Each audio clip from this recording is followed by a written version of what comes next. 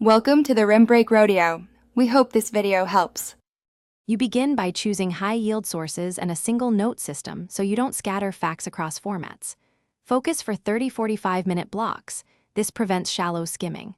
Once chosen, extract learning objectives and list core topics to cover first.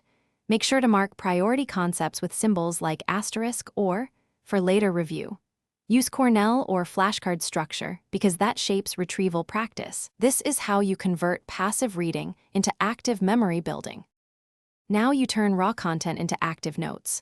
Write a question, then a concise answer, and add one clinical vignette to anchor the concept. Use diagrams for pathways and color code, causes versus treatment so visual patterns pop.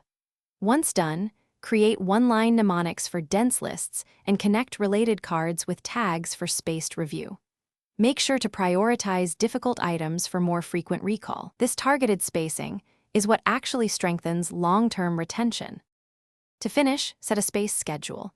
Review after 1 day, 3 days, 1 week, and 1 month to lock learning.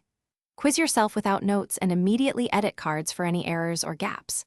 Once done, consolidate by creating a one-page cheat sheet of must-know facts. If things go wrong, too many cards or poor recall, prune low-yield details and return to clinical objectives.